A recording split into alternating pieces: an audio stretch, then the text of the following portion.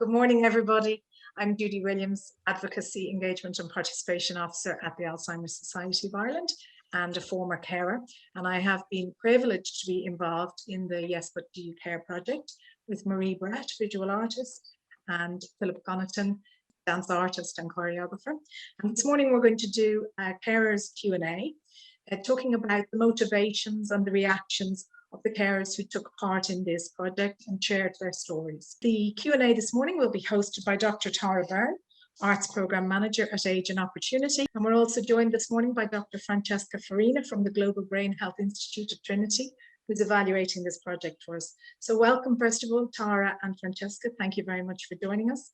Welcome also to Marie and Philip, the artist and the dance artist and choreographer.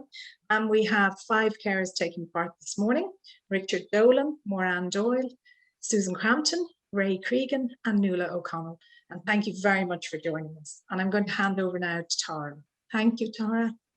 Thanks so much, Judy, and it's really lovely to be here and to be able to talk about such an interesting project. Yes, but do you care? And created in such difficult conditions. I just have to say hats off to all of you to be able to do this in level 5 and to make such a beautiful, incredibly moving piece is just such an accomplishment. So well done to all of you, and in particular, obviously, Philip and Marie.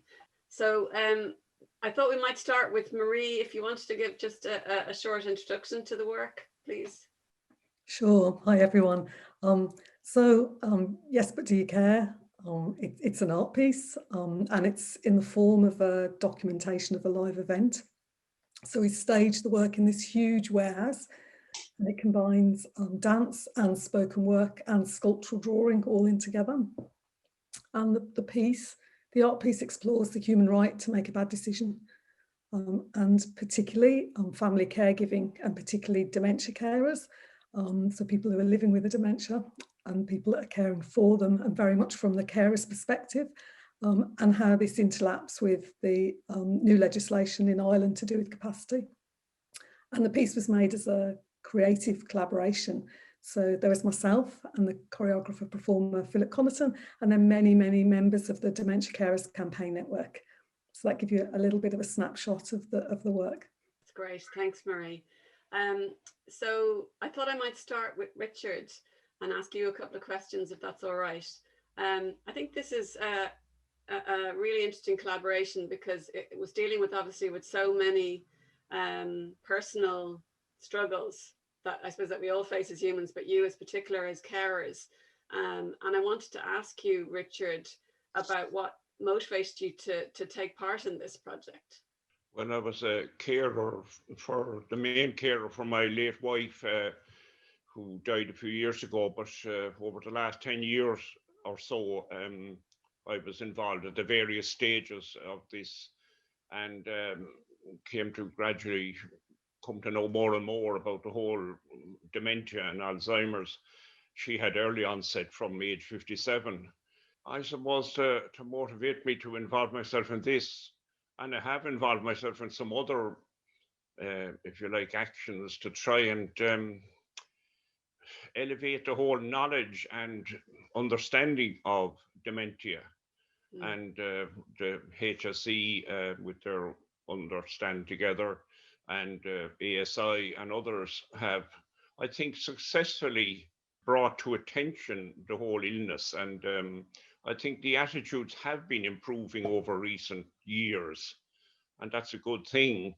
So in any way that we can raise the profile and the understanding of the illness, and that people can become to understand that these things happen, and it's necessary that funding and adequate resources are provided for them. So anything, whatever field it's in, that helps to raise the whole profile and knowledge and understanding of this illness is, to my thinking, very worthwhile. And I'd do anything to help to promote that, and kind of honouring my late wife as well. And she was a wonderful person. And, it keeps her memory alive to me. And I think that I find it good to help others who may be coming or entering on that road and especially those who are less fortunate than myself, that are isolated, maybe in a country place, or maybe have family disputes and difficulties and all sorts of complications that I didn't have, thankfully, and I appreciate the help I got, and I kind of, in a way, repaying that assistance that I very much appreciated. Gosh, that's such a thoughtful response, Richard, and so much in that. But I'm wondering as well, was there any aspect of it that you found particularly hard or challenging? Yes, I suppose I was maybe a little concerned while I knew Marie and Philip. They're artists and they have to do their thing, but it was very difficult to understand how such a difficult illness could be portrayed through the medium of film and dance, and particularly modern dance. I was possibly even a little concerned that the portrayal through dance and through modern dance, which is a skill, and I know that in itself, but that it might be misinterpreted by, as you say, other carers or potential carers, or even the general public. So I suppose getting over that and maybe seeing, well, I was interested to see how it would evolve, and it was very hard for us as we went through whatever process we were involved in, to see how eventually this could emerge as something that would be of benefit in the overall image of this whole illness. Okay, thank you so much, Richard. I might move on now to Maire, if that's okay, and just ask you, Maire, about what aspect did you enjoy the most in terms of your participation in the project?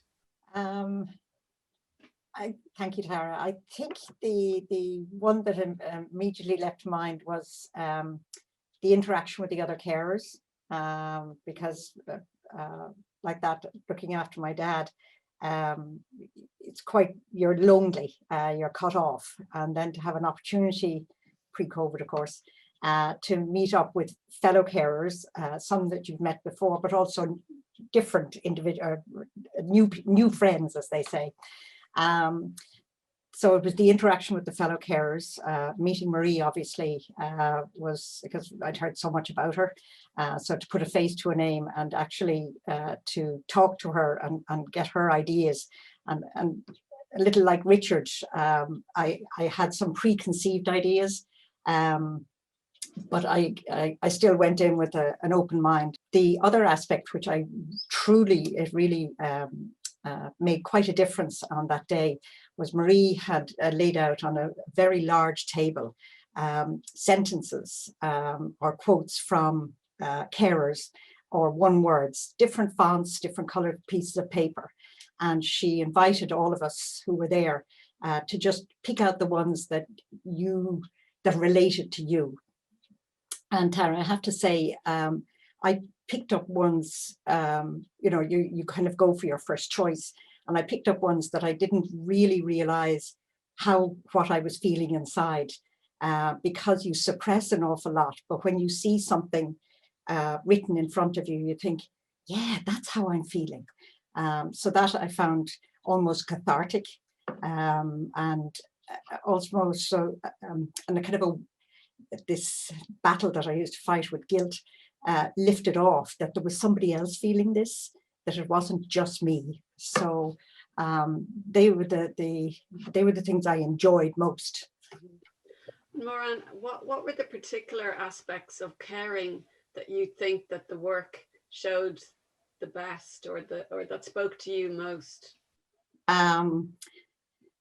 Again, excellent question, because when I looked at the wonderful piece, 14 minutes, I looked at it initially without making any comment, be it inward or outward, and then jotted down a couple of words and then played it again. My immediate reaction when I saw Philip come out, each piece had something that resonated with me. But the one that really initially shouted at me was Philip coming out with the burden of straw, which straw in itself is quite light. My interpretation is, that he was laden down with the weight of all these little things. They were all piled up. And then through kind of just adjusting his back slightly, one started to fall and he tried to grab it. Again, I was caring for my dad on my own, and I felt like every kind of eldest daughter, I had to do everything in myself. My siblings live outside Ireland, and I didn't want to burden them because I had offered to come home and look after my dad. I used to live in Toronto. So again, it was all this, and then you're grappling, and then he was grabbing, and again, this music, it was all very calm. So that I felt it was the outside, the calm music. Oh yeah, Moran's doing fine, she's grand, and then the other piece that I thought was really, it really appealed to me was where Philip, again, there were the three versions of Philip, which I felt was the outside me, or the outside Philip maybe, the outside me where, things are grand, I'm doing okay, and, you're flexing, and then the inside me was kind of, worry. And then the real inside me was, the screaming and frenetic moving of, I can't do this anymore, I can't do this. And in the background, the music that was a carousel. So things were going around and around and getting faster. And then I heard a train, which we used to kind of jokingly say, there's light at the end of the tunnel. And my dad had an incredible sense of humor, and he said, yes, but it could be a train. So again, this train was coming at us. And then it was the same thing. He just walked off. And the same with the straw. I can't take this anymore. Which sometimes I, as a carer, used to go to the top of the garden and just scream.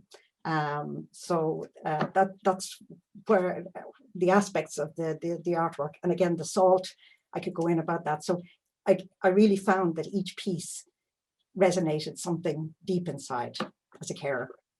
Thanks, Maura. And I think that really just illustrates, I suppose, the intensely personal, nature of the work, and how it really interpreted all of your feedback. But that in particular, it's great to get that story. So thank you so much.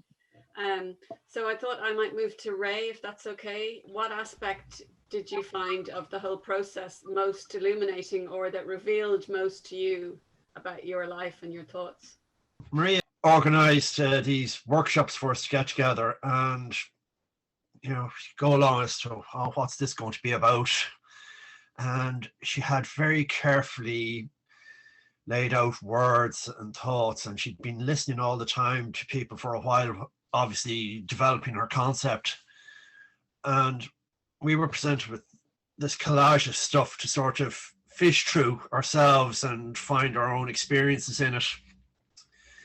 And in doing that and picking out sentences and words and thoughts, things that I'd sort of put into the cupboard, never to be seen again, started sticking their head around the door and saying, remember me? And then working with the other carers and just talking amongst ourselves and stuff like that, stuff that, the stuff that I wasn't particularly proud of when I was looking after my father, Paddy. There was days when I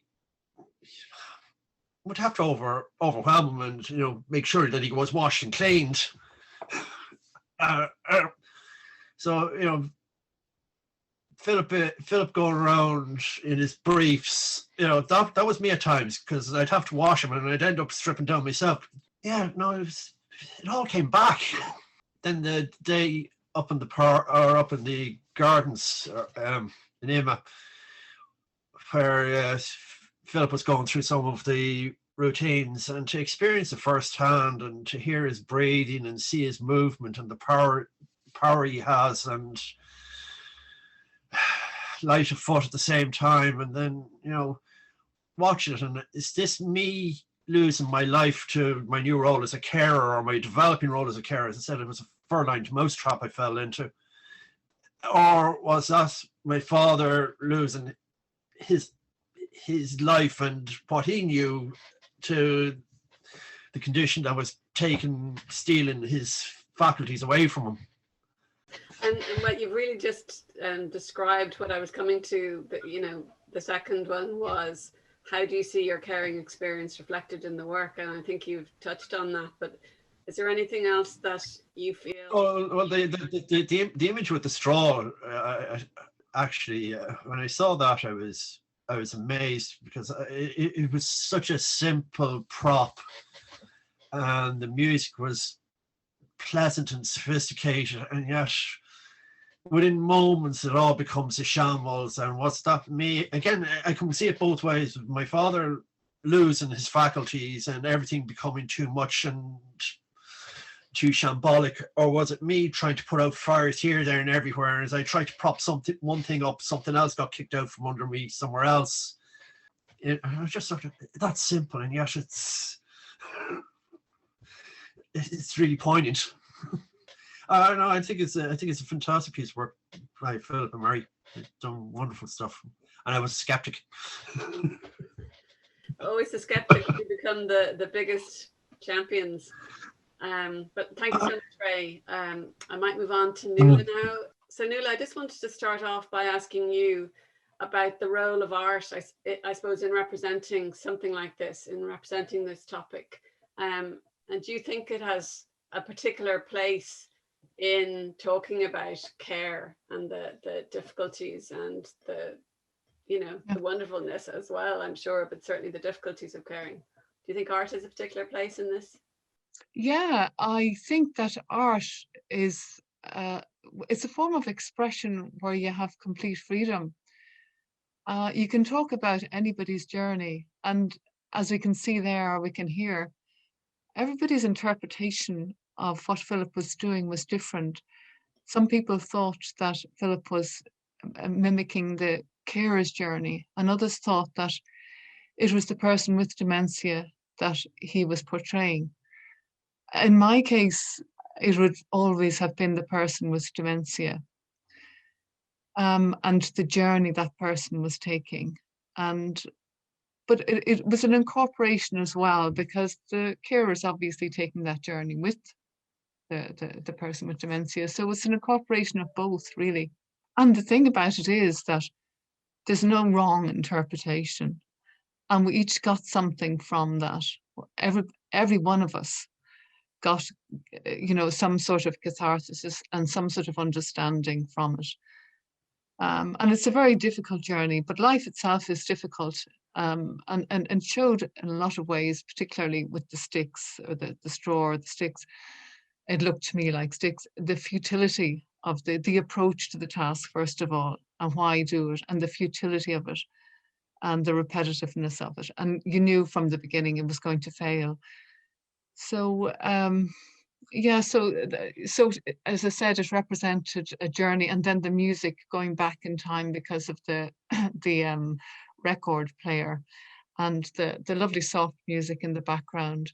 And that was really a contrast to what was happening to the carer and the person in the film, in the artwork. So art does represent life, and that represented very well. And as I said, everybody interpreted that journey differently. Everybody interpreted that artwork differently, and nobody was wrong. And that's the beauty of art. To me, it was a portrayal, as I said, of the person with dementia and the out of control. They lose control and they can't help it. So they're helpless, they're lonely, they're in a huge big space, and they're quite isolated. And the dance goes on, and it does seem like it's endless, repetitive merry-go-round, and yet a little bit sinister as well. But there's a lot of people helping, and that's the reason that we're here. We're all here to help each other at the end of the day. Yeah, that's really interesting. So it's something about the lack of a rigid form that art has, that it can represent such a broad range of of issues. It's a communication system anyway, I guess, but it's the flexibility, and it's not A plus B plus C plus D plus, it can come at you in so many different ways. But Yeah, that's connects kind of to. interesting. And when you were watching it, Nuala, in terms of like the thoughts going through your head, were there any words in particular that kept coming up for you? Yes, the isolation, the loneliness, and the sense of discomfort, especially with the salt. It was very uncomfortable. And Philip didn't wear clothes for part of it. So that was suggesting to me the vulnerability of that person, and that person needs care. That was in the dance part. There was another part which was related to the law, to the new laws with regard to consent of the person with dementia, and that I feel that the person with dementia at certain times wouldn't have the capacity to make their own decisions. So that's something probably that would have to be thrashed out, and to be to me to be made clearer as to what exactly we are requesting of the person who has, got brain damage to no fault of their own. So that was difficult for me to watch that, and to know exactly and to understand that part of it was difficult for me. The rest of the piece I thought was superbly portrayed, superbly performed by Philip and Marie. It certainly was. So thank you so much, Nuala. I'm going to move on now to Susan. And so Susan, I wanted to just ask you about whether you think that this piece, Yes, But Do You Care, will start a conversations about the new Act, and the possible implications of the new Act on family carers in Ireland. Well, I think the important thing about the piece is that the words of the Act are spoken, and we hear them in a kind of a clinical way. But then in the actual piece itself, the human being is at the center of it. And it shows the dancer, it shows the human, it shows the layers and the complexity of the person.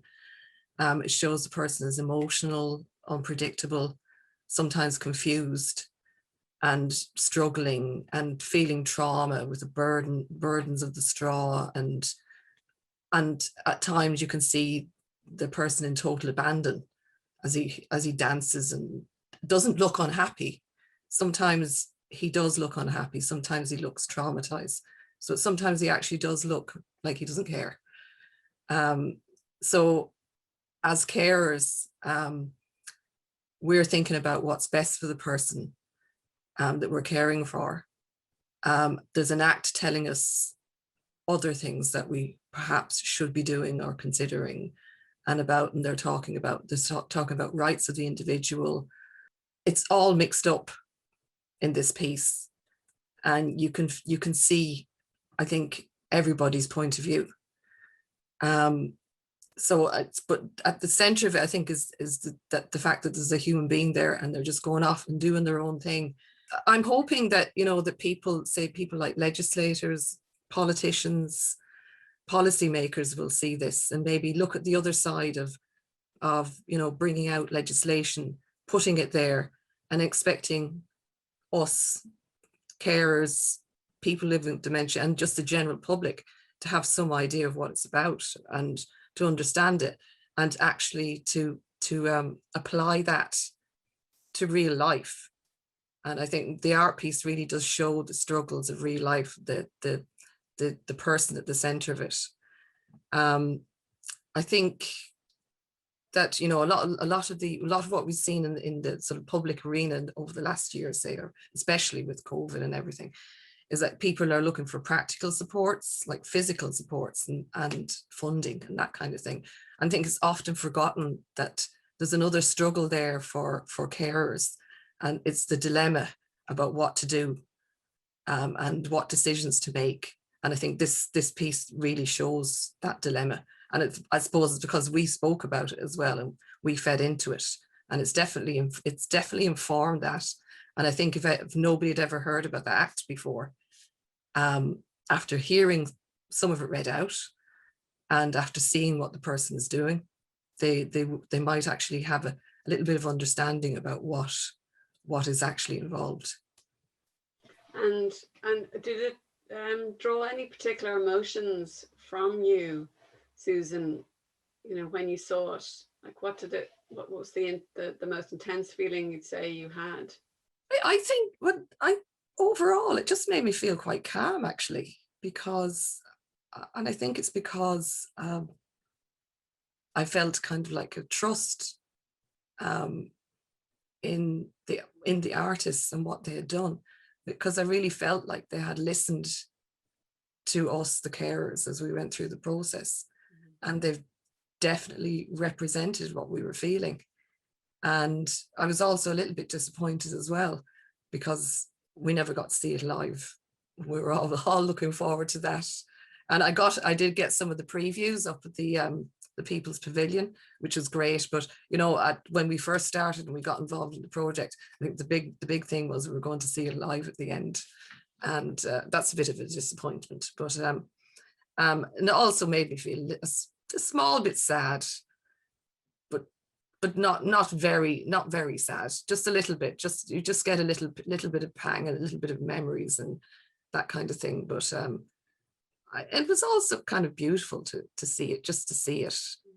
And it's like, although, you know, there's trauma represented and there's conflict, it's kind of done in a very smooth and continuous way. So it was quite enjoyable, and congratulations to Marie and Philip and all the team that worked on it. It certainly didn't disappoint. I totally agree, and I think actually the filming was incredible in terms of how it recreated, I think, as close as you can possibly do that, the experience of being in the room.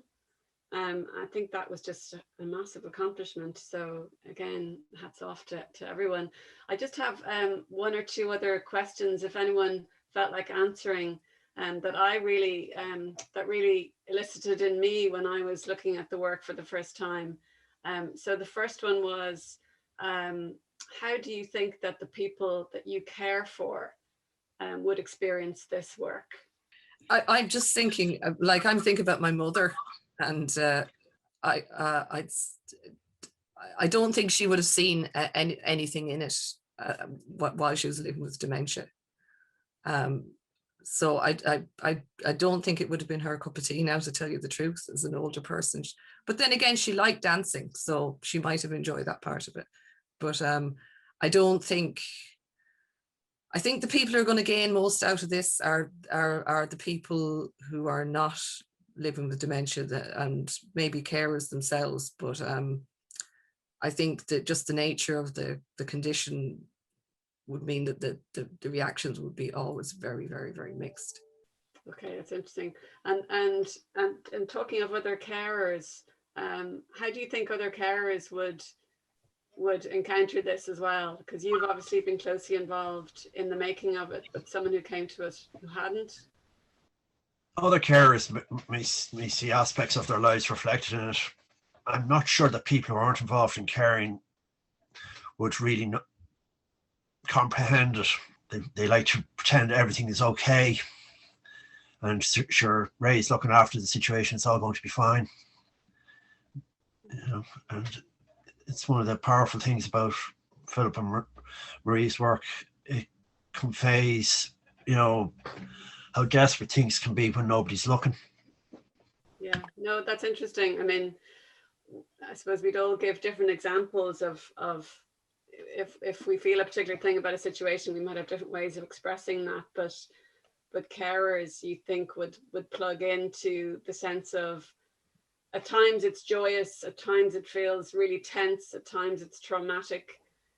There's a sense of hopelessness and repetition, you know, and manicness and mania as well. So I guess those are things, I mean, not having been a carer myself, that carers would link in with, but it's it'll be really interesting, certainly, to get some response once the work is more widely known. Thank you all for your input today. And I don't know if Marie or Philip want to say anything just after hearing those responses, we have about 2 minutes left. If there's anything you'd like to add to it, Philip or Marie. Philip, I'll say something first. Maybe you'd like to.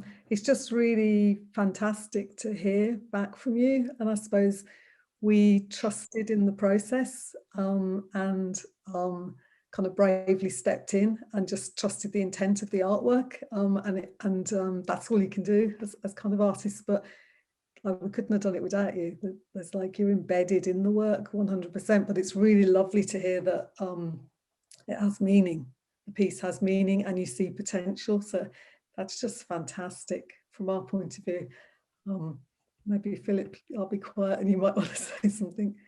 Yeah, I just wanted to say that it was there's a great responsibility in knowing how important everybody's individual story is. And so it was quite kind of nerve-wracking in a way, because I have my experience and you know, and Marie has her experience. We all have our own lives, but taking on the weight and wanting it to work, because we're also telling your stories was kind of a scary journey. So I'm really glad that the response was positive. So thank you very much. Thank you, Marie and Philip. And I'll hand back over to you, Tara, to wrap up. But thank you so much for hosting for us. And thank you also to Francesca for being here today. And thanks, everybody. Well, thank you, Judy. Yeah, all I'll say is, as I said at the beginning, this is incredible work. You should be so proud, all of you. Marie, what an amazing idea. And Philip, both of your interpretations of that and how you recreated that experience. I'm really blown away by how you recreated the experience of the work. Not that I have known it to have, not that I know it to have experienced it in reality, but I really enjoyed talking to you, and I wish you all the best in the future. I think the work has incredible longevity and we'll start conversations. So I really look forward to hearing those. Thank you, everyone.